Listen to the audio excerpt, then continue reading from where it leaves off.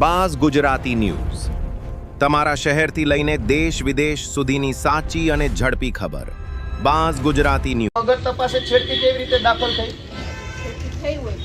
તમે જોઈ છેડતી? તમે જોઈ? તમે પોતે ત્યાં ઊભા હતા, તમે પેલી બેનને ધક્કો મારીને બહાર લઈ જાવ છો. એ તો સાહેબ એ તો પછી હું આવી હતી, એ પેલા તો બનાવ બન્યો. તમે છેડતી જોઈ? ત્યાં છેડતી કરવા ગયા હતા આ લોકો?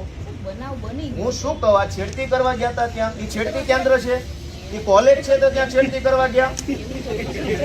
કોલેજ છે, કોલેજ છે, આ કોલેજિયન છે. તો ટેકાના ભાવની ખરીદી કરનારા લોકો ખેડૂત પાસેથી પૈસા માંગે છે, એના માટે થઈને કોઈ એમને જાણ કરી, એની માટે શું ને તમે કીધું તો તમે તો આનું શું છે? આમાં એફઆરઆઈ થઈ ગઈ કે નથી થઈ? એક મિનિટ, તમે એમ કહો જ્યાં રજૂઆત કરવાની એને કરો. પ્રાંત અધિકારીને 18, 19, 20 તારીખે 3 વખત રજૂઆત કરી. આરએસસી કલેક્ટરને 18 ને 22 તારીખે 2 વાર રજૂઆત કરી. કલેક્ટર સાહેબને 24 તારીખે મેં રજૂઆત કરી. 24 તારીખે સીઈઓને રજૂઆત કરી અને 24 તમને એફઆઈઆર આપી. હજુ તમે એમ કહો રજૂઆત કરો તો આ ગુંડા તમને રજૂઆત કરવા આવ્યા હતા?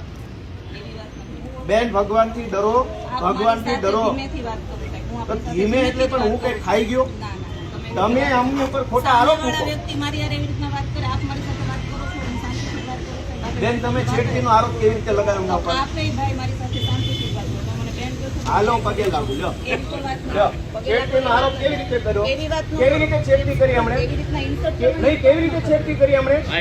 છેડતી કેવી રીતે કરી? હરિયાળીનો બધું કે છે, મેં કીધું. હું પગે લાગુ તમને. લો, પગે લાગુ. લો, છેડતી કેવી રીતે કરી દે?